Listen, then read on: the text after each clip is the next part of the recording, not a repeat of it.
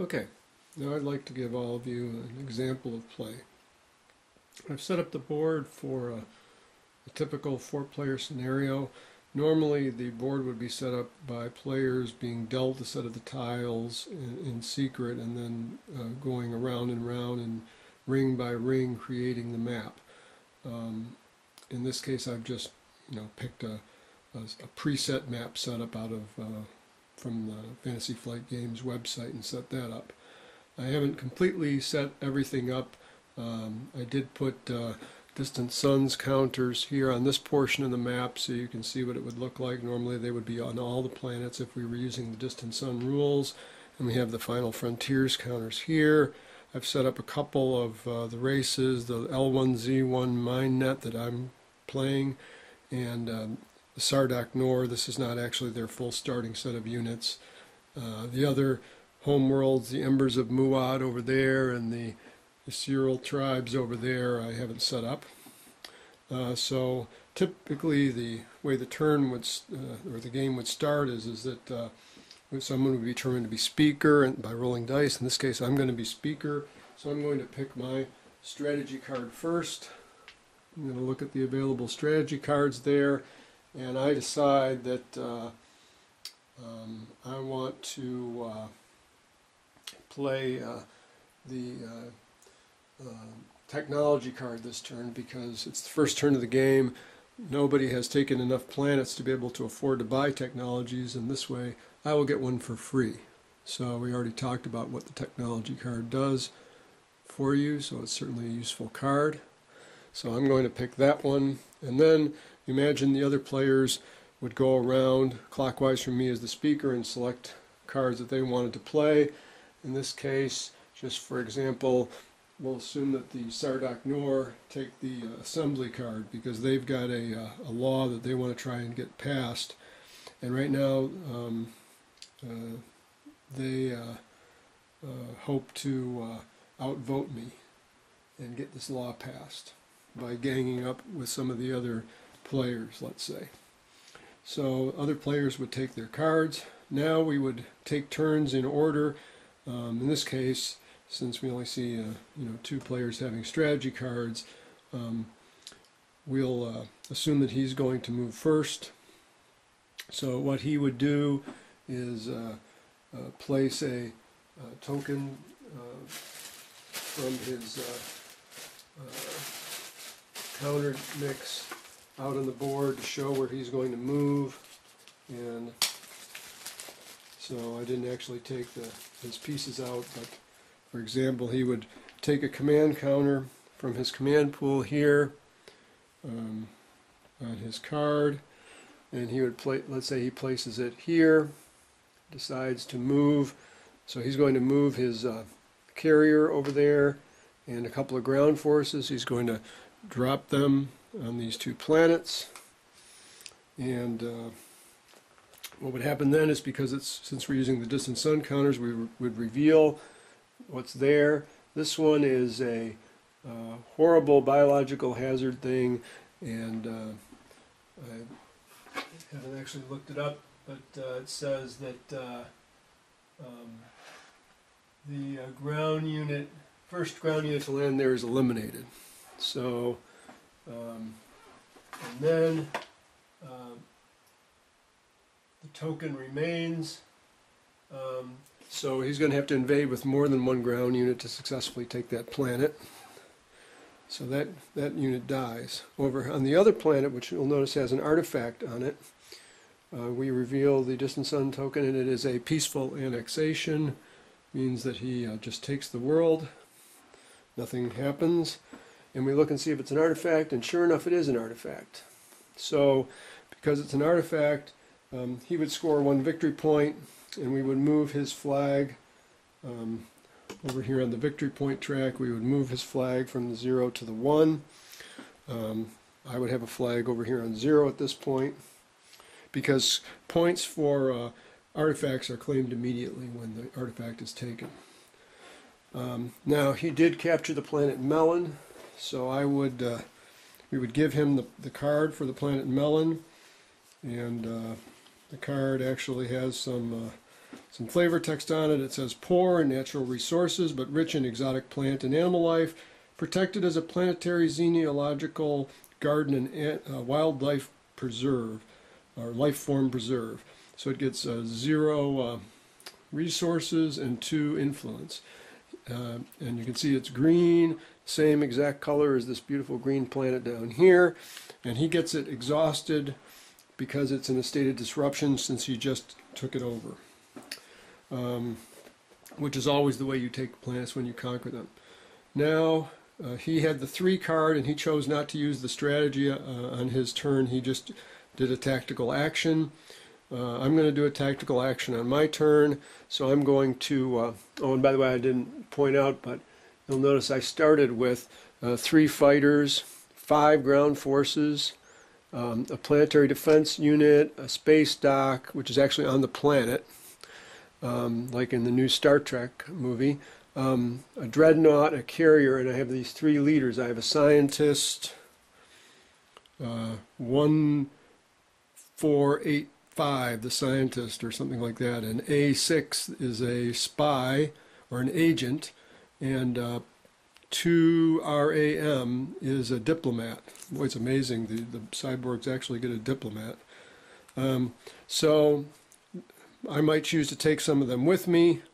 In this case, on my turn, I'm going to try to take over Sodor. So I'm going to take a command counter from my command pool here. By the way, I didn't show you my setup here. Let me do that.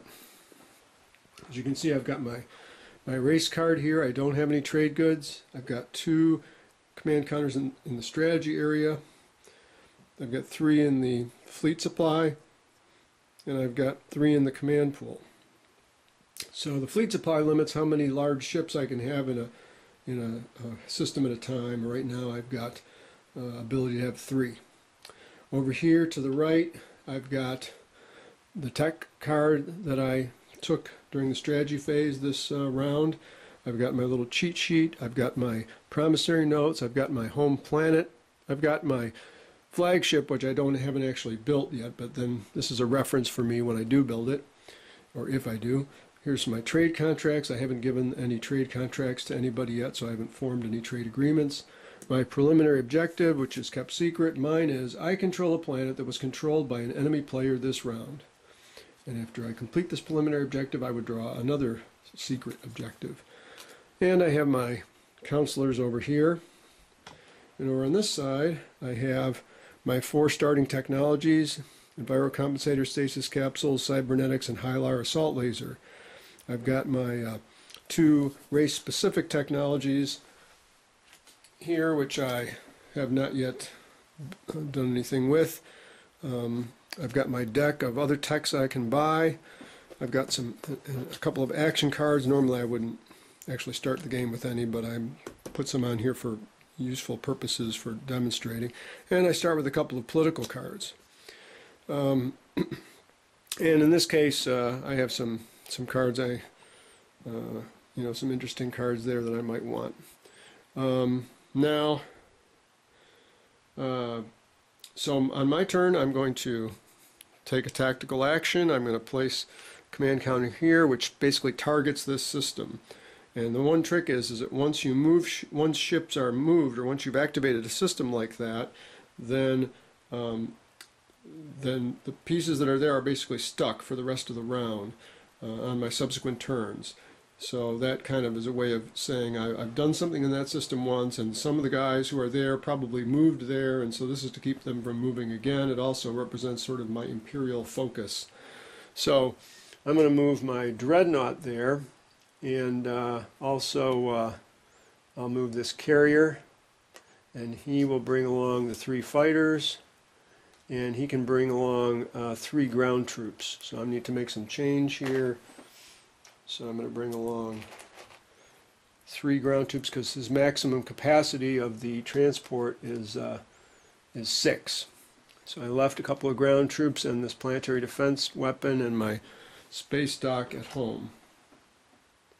I didn't really point that out very well. So we've got here, I've moved in with all these units, and I'm going to decide that I'm going to land with 2 of the 3. The other one is staying up in space, he can actually be on the carrier or on my dreadnought, because the stasis capsules technology I have lets my dreadnoughts and cruisers carry one ground unit. So he's going to stamp on the dreadnought. We look at the distant suns counter. It is a friendly native tribe that gave me 2 trade goods. So I would pick up 2 trade goods, and now I can spend those as resources or influence.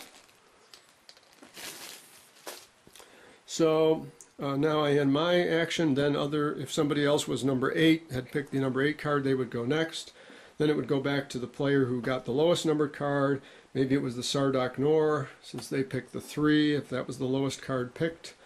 Then they would get to do something, and in this case, maybe they would activate this system here and decide to go exploring where no man has gone before with a destroyer. And we look at the final frontiers counter, and it is a derelict cruiser that they found, and so they get a cruiser added to their fleet for free. So sometimes exploring goes well, sometimes not so well. Now it's back to me, and maybe one thing I might consider doing is building in my home system. So I'm going to take a command counter here and activate my home system. Oh, by the way, that reminds me, when I moved earlier, suppose I might have taken a leader with me, like perhaps the scientist. And maybe he's on board the dreadnought, so I'll put him underneath the dreadnought to show that. So there we have the leader underneath the dreadnought. So now I've activated my home system, which means I can build there. And the way I build is I will spend, I've got 5 resources to spend here from my home planet, and I will take those 5 resources and I can build ships. The limit to what I can build is I can't exceed my fleet supply in the hex that I'm building in. All my ships have left, so I have room for 3 large ships there. I have 5 units to spend, and the amount of pieces of plastic or units I can buy is the 5 for the planet, plus the plus 2 for the space dock, which is 7, plus 1 more because I have enviro compensators, which adds 1 production capacity to my space docks. So I could be building 8 pieces of plastic over there, and I've got 5 to spend. For sake of argument, I'm going to say that I spend 2 on a cruiser, 2 on a mechanized unit. That's 4 out of my 5 total resources I have to spend, and for 1 more, which is all 5, I can get 2 fighters. So that's what I built in my home system. That's well within the 8 pieces of plastic, or 8 units I could build with the production capacity of my space dock plus the enviro compensators. And now those guys will not be able to leave the home system because, as you can see, it's already been activated once this turn, and they're stuck there now. So that was the end of my turn, and now let's say that it goes back to the Sardok Nor, and they decide to, oh, by the way, I'm going to flip over my planet because I spent its resources. So here I've now flipped over that planet. I spent that to build.